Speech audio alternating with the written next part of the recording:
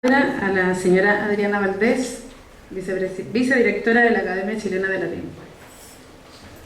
Muy buenas tardes a todos. Tengo un gran gusto de darles la bienvenida a esta sala del Instituto de Chile y de la Academia Chilena de la Lengua. Lo primero que tengo que hacer es dar a ustedes las excusas de nuestro director, don Alfredo Matus Olivier, que es al mismo tiempo director de la Academia Chilena de la Lengua y presidente de honor del Comité Chileno Centenario Juan Bosch. De tal manera que pueden imaginarse ustedes cuánto quisiera él haber estado con nosotros en este momento. Me pidió que en mi calidad de vicedirectora los representara y les hiciera llegar a ustedes su bienvenida y sus saludos. Él está en este momento en Antofagasta porque es jurado de un importante concurso literario y el que se reunía el jurado hoy. De tal manera que no ha podido estar con nosotros, pero quiere estar presente en espíritu y unir su homenaje al que estamos dando ahora a esta figura señera, tanto intelectual como política, de alcance latinoamericano, que es Juan Bosch.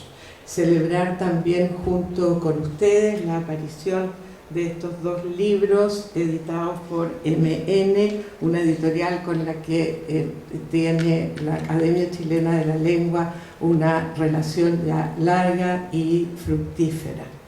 Quisiera yo también unirme a Catalina en los saludos que ha dado a doña Marisela Bermúdez de la Embajada de Venezuela, que nos acompaña hoy día. Quisiera agregar también la alegría que hemos sentido ella, yo y muchos más de los presentes por la presencia de doña Ángela Geria, a quien queremos celebrar y saludar especialmente.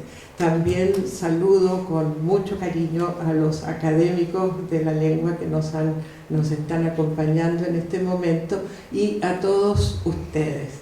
Espero que en este acto podamos celebrar de corazón la aparición de estos dos libros que han marcado un momento especial después del centenario de Juan Bosch. Entonces, los dejo con Catalina y con el resto de nuestro acto.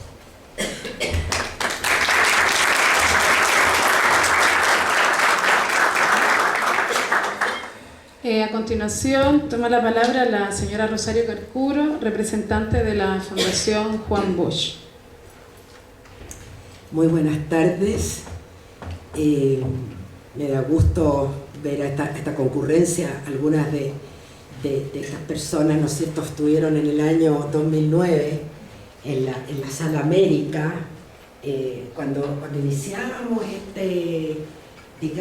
esta trayectoria, como dice Catalina, de instalar o reinstalar la figura de don Juan Bosch aquí en Chile. En ese año 2009, ¿no es cierto?, se celebraba el centenario del nacimiento de este dominicano. Y por razones, habiendo aquí en este país una descendiente de él, y se juntaba con un motivo muy importante, que era que Juan Bosch había vivido en este país. Había vivido en la década de los 50 y nos pareció interesante poder añadirnos a estas conmemoraciones. Esta apenas era una idea, la verdad, una idea que se nos cruzó por la cabeza, no sabíamos mucho de dónde agarrarnos. Esa es la verdad. Y hablamos con el profesor Alfredo Matus, amigo de muchos años, un hombre siempre dispuesto a estar en estos reencuentros con el arte, con la cultura, con los escritores, ¿verdad? Y nos dio de inmediato su apoyo y su entusiasmo y creamos esta comisión de la cual él es el presidente de honor, tal como lo indicó la académica Adriana Valdés. Y empezó esta travesía, esta aventura que nos ha llevado a muchos lados, a conocer mucha gente, a volver a mirar la vida un poco misteriosa, ¿no es cierto?, enigmática, porque no había prácticamente datos de este personaje aquí en Chile. No teníamos, aun cuando nosotros habíamos, yo chilena, ¿no es cierto?, había estado muchas veces con don Juan Bosch, como que poco habíamos recorrido su estancia aquí. No, sabíamos que había estado en el sur de Chile, por la región de Valdivia, pero no teníamos mayores datos, de manera que a partir de ahí empezamos a hacer una investigación que resultó muy interesante y muy bonita. Hicimos un documental que fue el producto de estas entrevistas con mucha gente ya, escritores de la época, personalidades de entonces, ¿verdad? Ya están muertas, ya no pudimos alcanzarla en los testimonios. Tenemos una parte grabada, una parte que fue producida audiovisualmente, pero quedaron otros testimonios posteriores, ¿verdad?, que hemos hecho, que hemos estado en contacto, que tenemos recopilado y que pensamos quizá en algún momento poder publicar, entre ellos el testimonio de la señora Ángela Geria, que yo reitero tu saludo, Adriana, con mucha alegría, con mucha emoción, y con Alicia, ¿verdad?, Galtame, que es ahijada de don Juan, ¿verdad?, ahijada de don Juan de bautismo. Tenemos que encontrar esa fe de bautismo, nos lo hemos prometido. Don Juan Bosch fue muy amigo de su padre, ¿no es cierto?, un historiador. Con doña Ángela estuvimos conversando una tarde entera, encantadora, en su casa, ¿verdad?, haciendo recuerdos. Ella lo conoció en la editorial Universidad de Chile, a la cual él concurría a la librería Nacimiento, de donde era un contertulio habitual. Ahí se encontraba con Mariano Latorre, que murió por ese mismo tiempo. Don Mariano, por esos años, digamos, justo en medio de esas tertulias, Ricardo Lacham, Manuel Rojas, que fue su gran amigo, ¿verdad?, Gonzalo Sánchez Vera, que fue otro de sus grandes amigos. También conocimos, ¿verdad?, las hijas de don Manuel. Estuvimos en la sala comedor de esa casa de Llewellyn Jones, donde vivía Manuel Rojas, ¿verdad? Y entonces la hija nos decía nos decía, mira, yo recuerdo muy difusamente que ahí en esa mesa, y esas cosas que uno, como cuando está haciendo una investigación de personas que aquí saben de eso, como que uno se agarra a esos detalles, ¿no es cierto? Aquí probablemente ellos almorzaron y conversaban y salían a caminar, etc. La señora Ángela, ahora la volvimos a recordar, me autorizó para contarles, ¿no es cierto?, que una primera cosa interesante que ella tuvo en sus manos y lo leyó, ¿no es cierto?, de muy primera fuente, que él venía de escribir El póker de espanto del Caribe, ¿verdad?, que es un libro muy importante de él, que después esos manuscritos se pierden y se vuelven a recuperar posteriormente y fueron publicados recién como en el año 68, nosotros estamos hablando del año 54-55. Y ella los tuvo en sus manos y los leyó. Fue una lectora, ¿no es cierto?, de un libro en que Juan Bosch ya se empezaba tenuemente a retirar de la ficción y se embarcaba en el ensayo, en la investigación histórica. Entraba, a pesar de que ella tenía un recorrido político importante, pero se embarcaba definitivamente en lo que fue el resto de su vida, que fue una ardua lucha, ¿no es cierto?, por la recuperación de la democracia en República Dominicana, por colaborar con otros procesos democráticos de la región, y ese interés y ese amor tan grande que él tenía por nuestros pueblos, y esa ganas que él tenía siempre de que nuestros pueblos estuvieran unidos y nos pudiéramos potenciar culturalmente, políticamente, en estos afanes por salir, ¿no es cierto?, de muchos años de mucho sufrimiento, los pueblos de América Latina, ¿verdad? Entonces sentadita yo ahí al lado de la señora Ángela también, recordamos que cuando él sale de Chile en el año noviembre de 1955, que tenemos algunas cartas de él dirigidas a doña Carmen, su señora que aún vive, en que él anuncia que se retira de Santiago de Chile. Él se va a Brasil en ese momento y le escribe una carta a doña Ángela Geria, una carta muy, muy linda, en que le dice que desde ese Atlántico Pacífico a este Pacífico tormentoso, él le manda sus más preciados recuerdos, y él era un hombre que estaba siempre enamorado de la belleza de las mujeres, del encanto de las mujeres, y seguramente doña Ángela también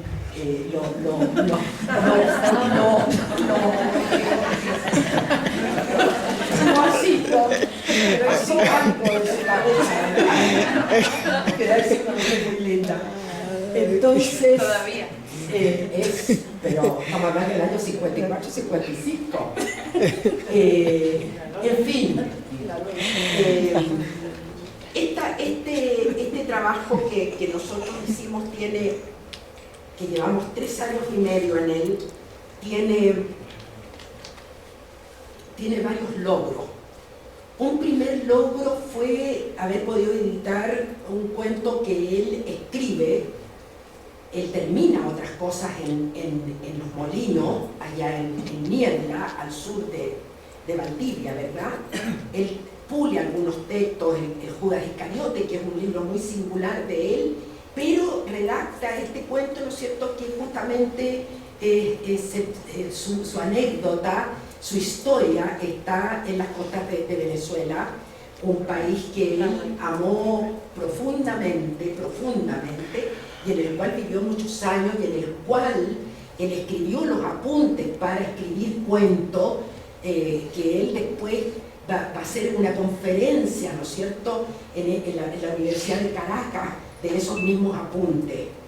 La muchacha de La Guaira fue publicada, ¿verdad?, en ese año del centenario, con un prólogo de Ana María Massa, y lo dijimos, ¿no es cierto?, ahí en esa sesión de apertura que hicimos en la Sala América de la Biblioteca Nacional de Santiago. Lo vinculo próximamente a esto por qué estamos aquí, ¿verdad? El segundo logro es haber podido instalar la cátedra Juan Bosch en 4 universidades de nuestro país: en la Universidad de Chile, en la Universidad Católica, en la Facultad de Letras, en la Universidad Austral de Valdivia, que acaba de cerrar su cátedra con hablando de 3 grandes insignes varones de nuestra América, Martí, Hostos y el mismo Juan Bosch, y la USACH, ¿verdad?, con la posibilidad de abrir todavía, instalarse también en la Universidad de Valparaíso, ¿verdad? Esto, y un tercer logro que tiene que ver también con esto de la cátedra, un tercer logro es esto que ustedes acaban de ver aquí, que inicia este acto, que es este joven cantando la gaviota, que es esta niña, ¿no es cierto?, interpretando el espíritu de ese poema de Juan Bosch, dedicado a su primera mujer, y que lo interpretaron aquí alumnos de la escuela, de una de las escuelas vinculadas a República Dominicana, de la escuela, ¿no es cierto?, ¿de cuál era esta? Santo Domingo de Guzmán. Que es de Cerro Navia, ¿verdad? Que aquí tenemos la profesora de lenguaje de la escuela de Cerro Navia, y que acaba de ser elegida concejala por la comuna de Cerro Navia.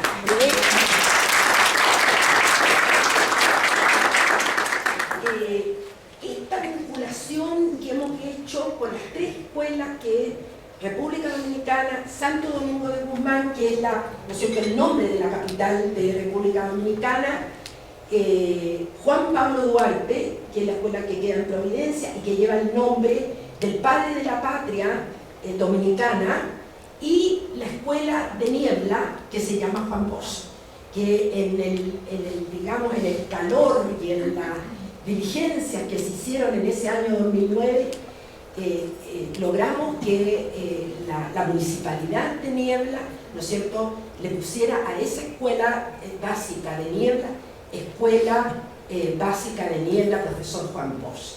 Ahí está instalado su espíritu, su vuelo político, personal, humano, literario, artístico, ahí está instalado. Y esta posibilidad de trabajar que se dio de una forma muy especial en Niebla, esta vez en Valdivia Niebla, de parte de la universidad, haciendo un trabajo con la escuela, ¿verdad?, es una de las cuestiones que más nos satisface, porque está en el espíritu de Juan Bosch y está en el espíritu de los que queremos, ¿no es cierto?, en este país una educación de calidad, una educación pública buena, una educación que reciba de buenas fuentes, reciba cultura, reciba información, reciba entusiasmo, reciba aperturas a otros mundos, ¿verdad? Entonces, para la escuela Juan Bosch, ¿no es cierto?, ahí en Niebla, en un rincón del sur de Chile, recibir a los académicos de la Universidad Austral, recibir a los profesores invitados, un profesor invitado puertorriqueño, especialista en la figura de Hosto, estando ahí con ellos, haciendo taller pedagógico, es de las cuestiones que sentimos que tiene que ver con el espíritu universal y con el espíritu profundamente democrático de este hombre, que este logro de hoy, vamos a decir que ya, vamos a decirlo, que por eso estamos aquí, ¿verdad?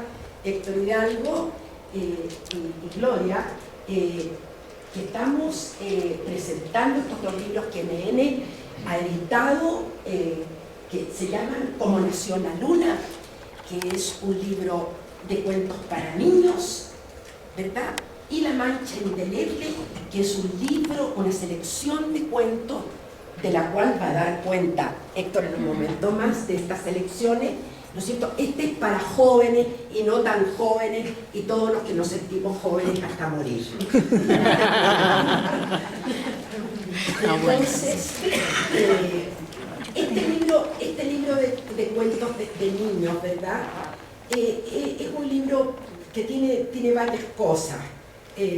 Tiene muchos animales, como todos quizás los cuentos de niños, pero en el caso de Juan Bosch nació en un pueblo de una región muy hermosa de esa mitad de isla que voy a terminar ya, que es República Dominicana, ¿no es cierto? República Dominicana está en esa isla que por un lado está ella y al ladito mismo, ¿no es cierto?, está Haití, ¿verdad? La primera nación americana que adquiere su independencia, Haití. Nadie lo dijera, ¿verdad? Tan humillado, tan ofendido, tan velado. Es el primer país que obtiene su independencia. Él nació en este pueblito de La Vega, no era tan pueblito, pero era un lugar pequeño, digamos, de esa región maravillosa que es el Cibao, una región extensa, preciosa, con una vegetación extraordinaria, plena, diversa, y Juan Bosch conoció varias cosas ahí.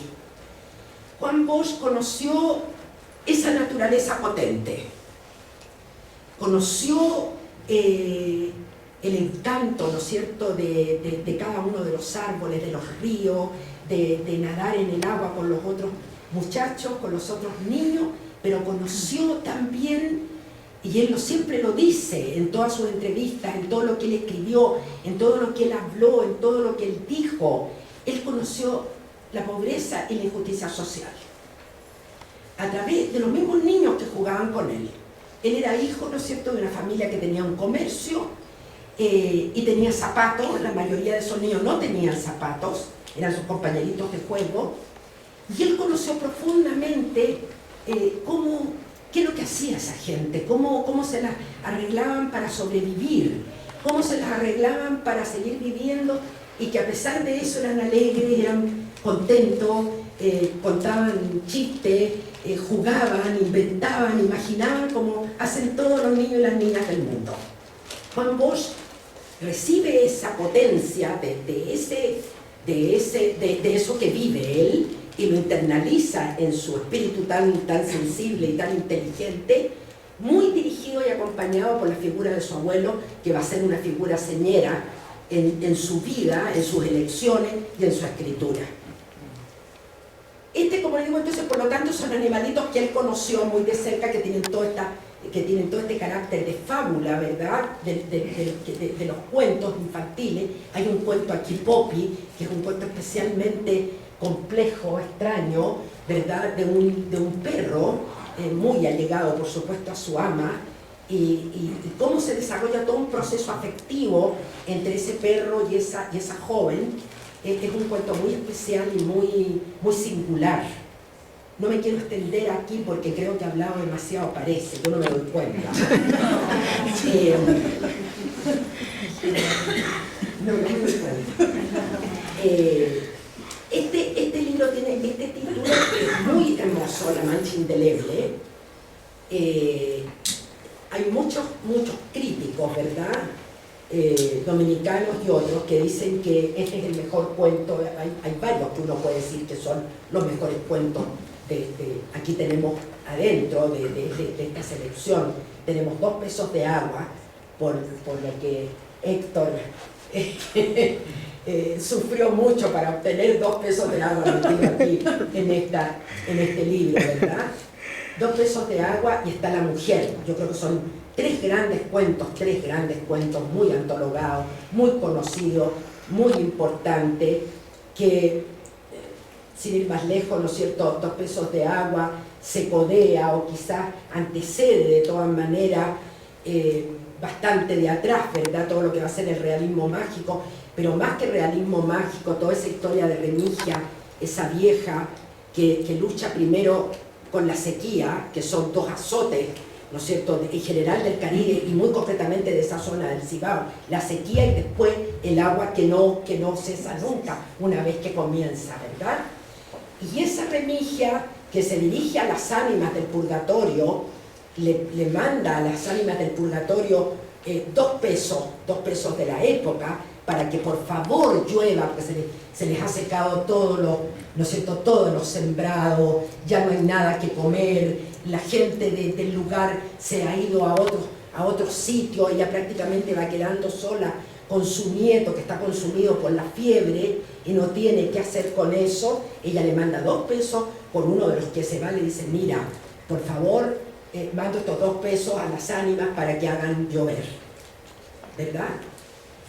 Las ánimas, por supuesto, que te encuentran en aquel purgatorio con 2 pesos, fue torrencial la lluvia y llovió, porque nunca, cada vez que ellas iban a cortar la lluvia, se daban cuenta que todavía faltaban monedas para completar los 2 pesos, de manera que los ríos, ¿no es cierto?, cundieron, de manera que todo aquello se anegó y Remigia es parte de esa inundación y se va con el agua de esa inundación, ¿verdad? Pero en esa presentación que él hace tan vívida de las ánimas del purgatorio, hablando entre ellas, gritando y haciendo chistes y riendo sarcásticamente,